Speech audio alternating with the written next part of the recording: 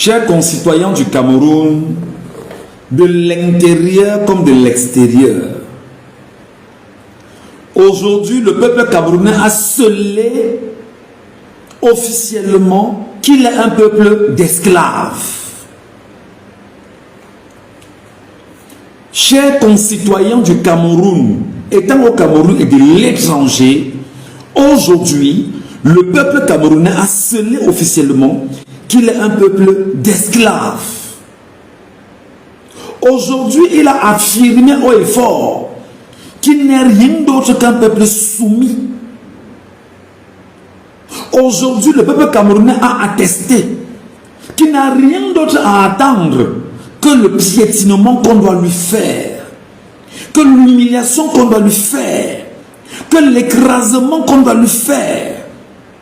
Faire de lui justement la racaille, le paillasson en réalité. Pourtant, c'est un peuple d'humains. 40 millions d'hommes et femmes. Au Burkina Faso, à ce moment, en 2014, l'Assemblée nationale était en train d'être brûlée. En train d'être brûlée. Et avant que l'Assemblée nationale ne soit brûlée au Burkina Faso, à pareil moment, il était important de rappeler que la société civile, l'imam Diko et un certain nombre d'acteurs politiques avaient déjà pris la parole bien avant pour s'indigner contre une volonté de révision constitutionnelle. Nous sommes en 2014 au Burkina Faso. Au Cameroun en 2026, après que l'histoire soit écrite devant le peuple camerounais, après que tout le monde connaisse son histoire, nous avions choisi aujourd'hui de dire à Mondo Vision que le peuple camerounais ne vaut rien. Nous avions choisi de dire ouvertement que nous sommes essentiellement un peuple de malades, un peuple d'esclaves, un peuple incapable d'assumer sa propre révolte. Incapable. Nous avons dit aujourd'hui que nous ne valons nous-mêmes rien.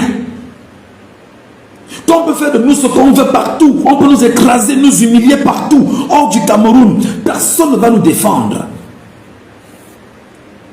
Parce qu'en fait, nous sommes un peuple malade. Je l'ai souvent dit ici et je le redis encore aujourd'hui. L'esclave qui n'est pas capable d'assumer sa révolte ne mérite pas que l'on s'apitoie sur son sort. Personne ne viendra vous délivrer. Personne. Personne. Ni Maurice Kamto, ni Tiroma, ni je ne sais trop qui. Personne ne viendra délivrer le Camerounais. Parce que le Camerounais a accepté lui-même de vivre ce qu'il vit, de subir ce qu'il subit, de se prononcer comme étant un esclave, incapable d'assumer sa propre révolte. Oui, c'est ce que nous sommes devenus aujourd'hui. C'est ce que nous sommes devenus aujourd'hui. Nous sommes devenus effectivement ce qu'on appelle de façon réelle, c'est-à-dire un peuple de zombifiés. Nous voyons sans voir, nous regardons sans regarder, sans percevoir, nous entendons, nous écoutons sans entendre. Nous sommes exactement debout comme étant des zombies, des gens qu'on téléguide. On n'a pas besoin, parce que je le dis déjà, il y a un projet à venir où on est en train de mettre en place la capacité d'insérer des puces dans les têtes des humains avec le temps. Et je pense que la Chine a déjà engagé le projet. Au Cameroun, on n'a pas besoin de ça. Les Camerounais sont déjà téléguidés. Ils n'ont pas besoin de puces qu'on mette dans leur tête. Jamais. Ils n'ont pas besoin qu'on leur mette des puces dans la tête. Ils n'en ont pas besoin.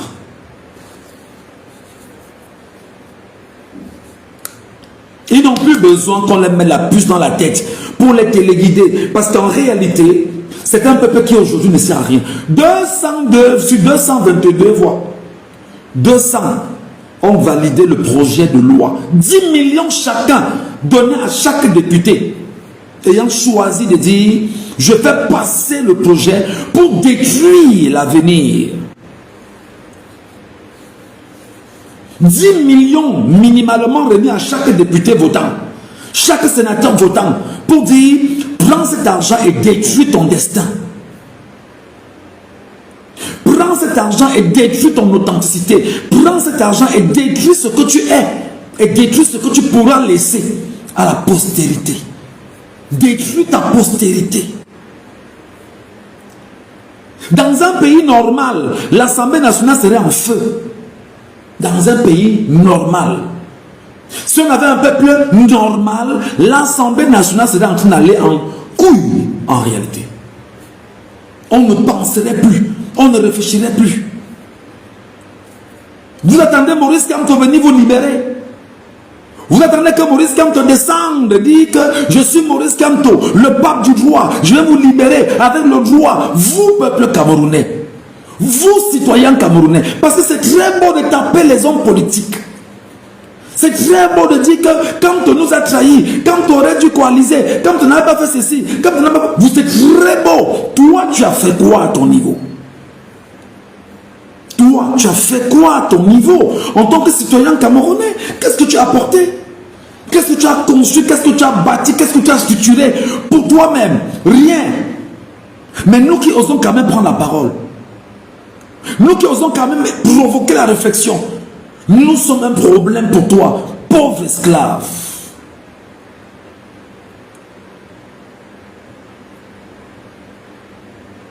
Cet esclave répondra seul de son malheur.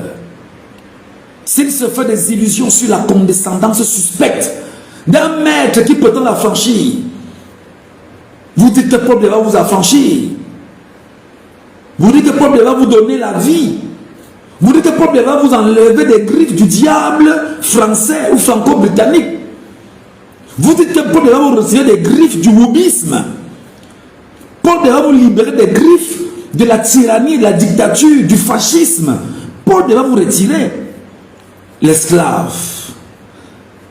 L'esclave. C'est ce que vous attendez?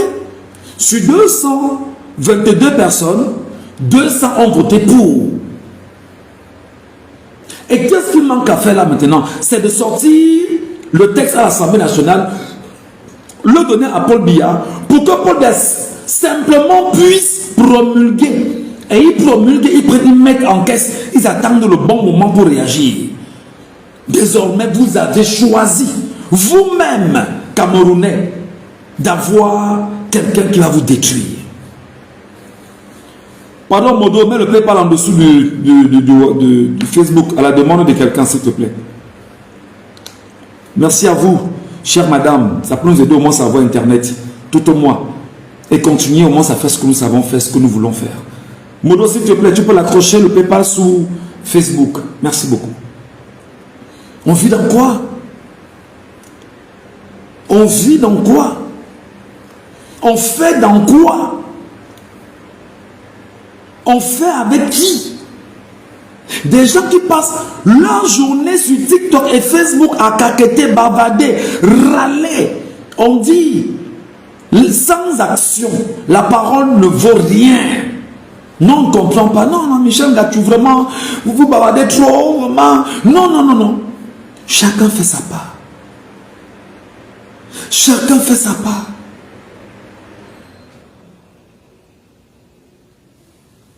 Si ma part c'est parler, je parle. Qu'est-ce qu'il me prend?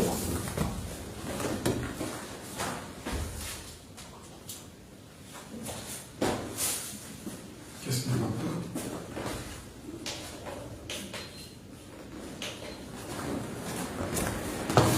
Si ma part c'est parler, je parle. Nous vous l'avions dit ici en 2020.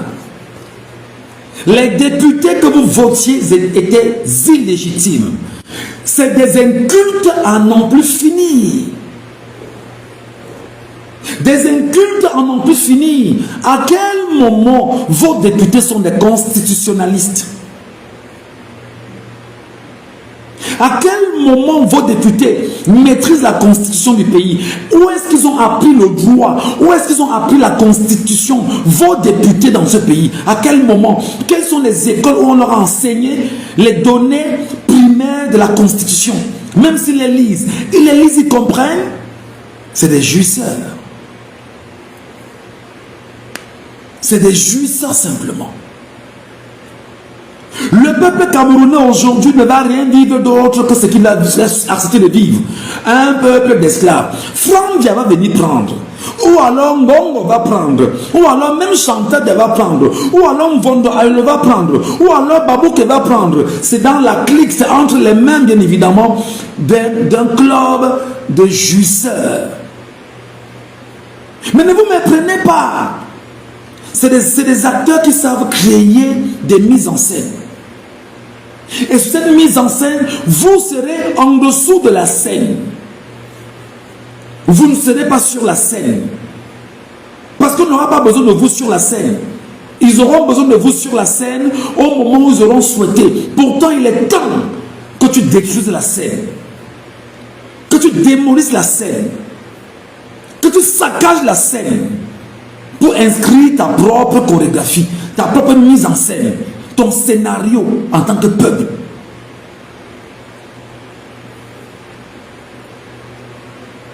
C'est quoi ce peuple c'est quoi ce peuple qui déçoit?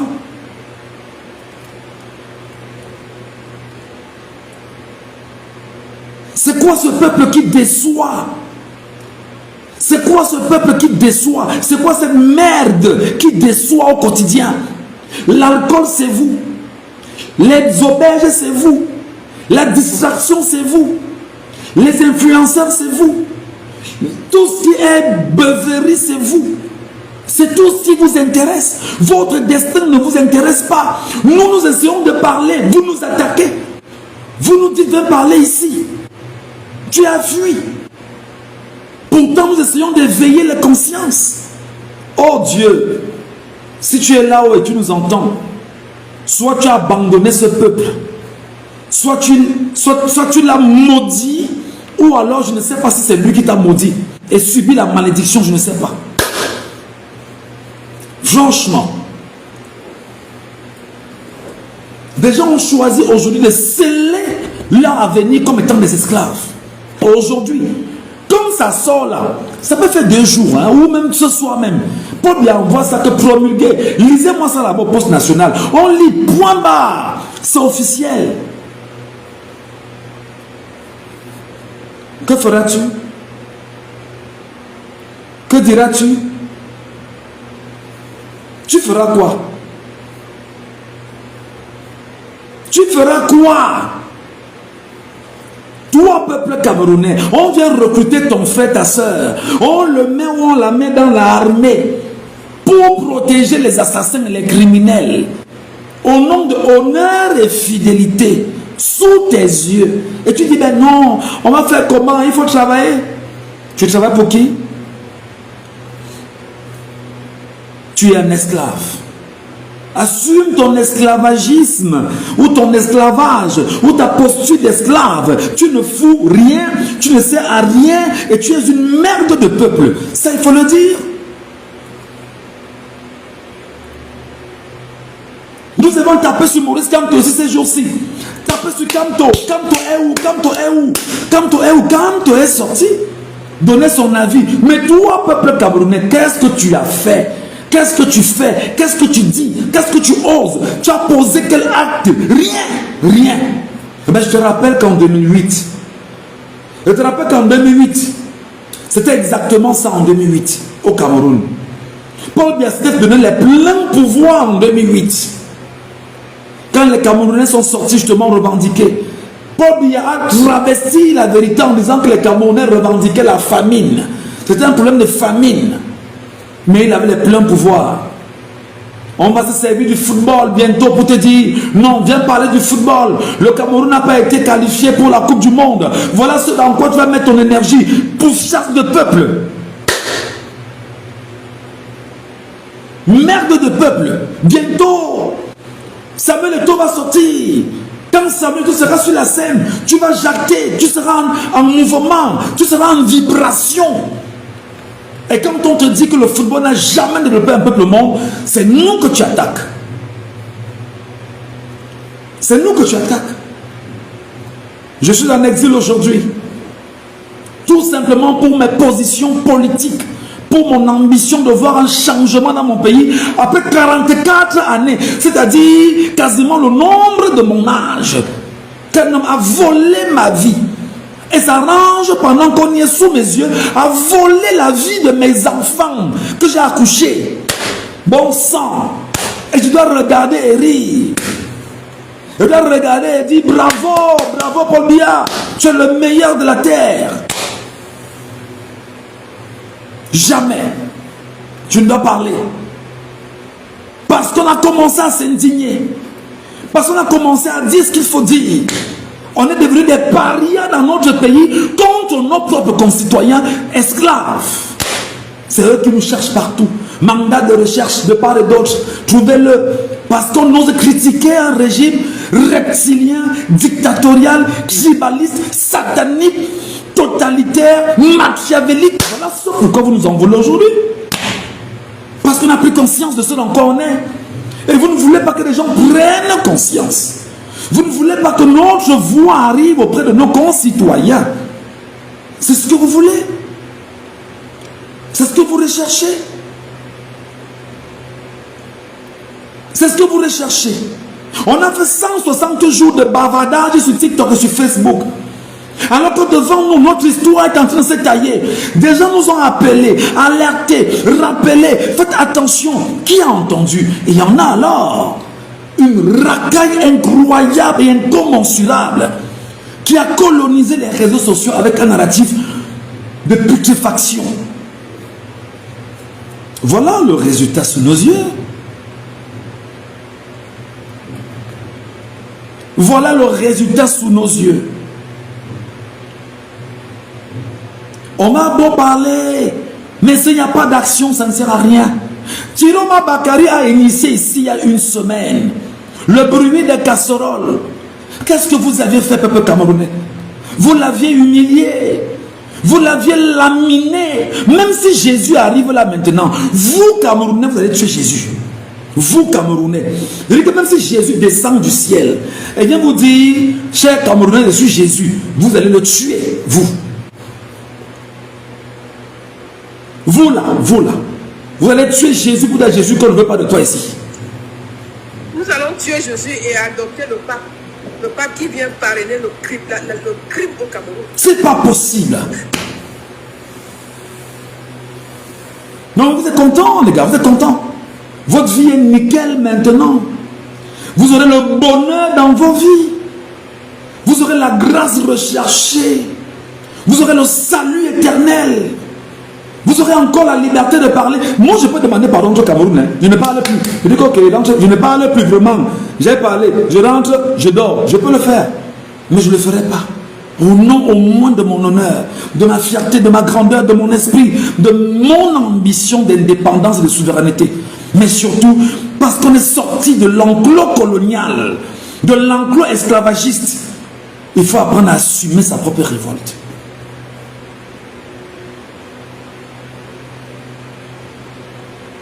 C'est incroyable. C'est incroyable. C'est incroyable. C'est inacceptable.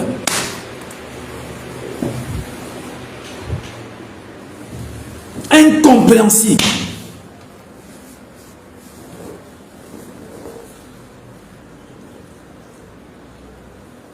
Voilà. Vous allez dormir aujourd'hui chez vous? Non, vous dormirez. Ah non, vous dormirez. Ça, pour vous quoi? Pour vous quoi? Vous allez dormir. Vous n'avez pas de problème. Pour vous quoi? Vous allez dormir. Le diable vous a rappelé qu'il est le diable contre vous. Vous allez dormir. Ils vont célébrer ça aujourd'hui sur vous. D'ailleurs, chaque député a eu au moins 10 millions. Chaque député a eu au moins 10 millions pour ceux qui ont voté. 10 millions pour détruire leur vie, leurs descendants et le destin d'un peuple.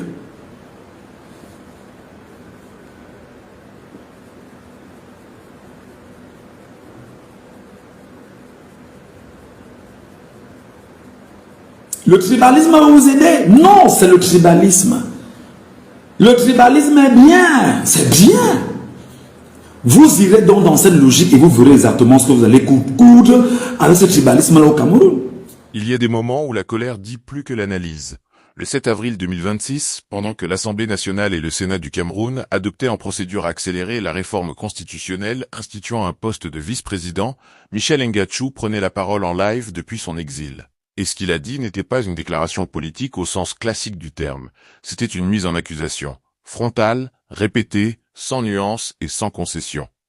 La cible n'était pas Paul Biya, la cible n'était pas le RDPC, la cible, c'était le peuple camerounais lui-même. Aujourd'hui, le peuple camerounais a scellé officiellement qu'il est un peuple d'esclaves. Voilà l'ouverture. Voilà le ton. Et pendant de longues minutes, Ngachou a martelé cette thèse avec une intensité croissante, convoquant le Burkina Faso de 2014, les députés corrompus, les puces cérébrales chinoises, Jésus-Christ, le tribalisme et l'alcool pour dire une seule chose. Vous avez eu l'occasion de résister et vous ne l'avez pas saisi. Ce discours a circulé. Il a été partagé, applaudi par certains, violemment rejeté par d'autres. Mais avant de le classer dans la catégorie des coups de gueule de la diaspora et de passer à autre chose, il vaut la peine de s'y arrêter sérieusement. Pas pour arbitrer entre Ngachou et ses détracteurs, pas pour défendre le peuple camerounais contre ses accusations, ni pour les valider. Mais pour une raison plus précise, ce discours est un symptôme. Et comme tout symptôme, il ne dit pas forcément la vérité sur la maladie qu'il croit diagnostiquer. Mais il dit quelque chose de réel sur celui qui le produit, sur le milieu dont il émerge, et sur les impasses dans lesquelles se trouve aujourd'hui une certaine forme de militantisme camerounais en exil. Partons du fait brut. Le 7 avril 2026, la réforme constitutionnelle a été adoptée par 200 voix, sur 222 parlementaires réunis en congrès. Le texte, porté par le régime de Yaoundé, crée un poste de vice-président nommé par le président de la République. Sans élection, sans investiture populaire, sans contrepoids institutionnel d'aucune sorte. Pour beaucoup d'observateurs, dont Ngachou, cette réforme n'est pas une simple modification technique de l'architecture institutionnelle camerounaise. C'est une manœuvre de succession. C'est la mise en place des conditions d'un transfert du pouvoir au sein du clan Biya, ou du moins au sein du cercle très fermé qui gravite autour de lui depuis des décennies. Et ce qui a choqué Ngachou, ce qui l'a poussé à exploser en direct, c'est moins le contenu de la réforme que la facilité avec laquelle elle est passée. 200 voix sûres, 222. Aucune rue, aucun barrage, aucune perturbation visible. Le Cameroun a absorbé le choc, comme il absorbe beaucoup de choses depuis 40 ans, en silence. C'est ce silence que Ngachou ne supporte pas, et on peut le comprendre. Quand on passe des années à alerter, à dénoncer, à construire des argumentaires, à interpeller l'opinion depuis l'extérieur, et que le résultat visible est ce vote à 200 contre 22, il y a de quoi être ébranlé. Il y a de quoi ressentir que quelque chose s'est brisé, que l'effort n'a servi à rien, que la parole, aussi forte soit-elle, ne suffit pas à faire bouger un peuple. Et c'est là que la frustration personnelle bascule dans quelque chose de plus problématique. Le procès collectif. Ngachou ne dit pas seulement « nous avons échoué à mobiliser ». Il dit « le peuple camerounais ne vaut rien ». Il ne dit pas « nous n'avons pas trouvé les bons leviers ». Il dit « vous êtes un peuple de zombies, un peuple d'esclaves, une merde de peuple ». Et cette bascule, de la frustration politique vers la condamnation anthropologique, est précisément ce qu'il faut examiner. Parce que cette bascule n'est pas anodine. Elle révèle une tension de fond qui traverse depuis longtemps le militantisme camerounais en diaspora. La tension entre ceux qui parlent et ceux qui vivent. Entre ceux qui analysent depuis Paris ou Bruxelles ou Montréal et ceux qui habitent à Yaoundé ou à Bafoussam ou à Bioué, avec les contraintes que cela implique. Ngachou le sait d'ailleurs. Il le dit lui-même dans son discours. Il est en exil pour ses positions politiques. Sa liberté de parole lui a coûté quelque chose. Ce n'est pas rien. Mais cette légitimité personnelle ne suffit pas à transformer une diatribe en diagnostic politique valide. Et c'est là que le discours commence à se fissurer.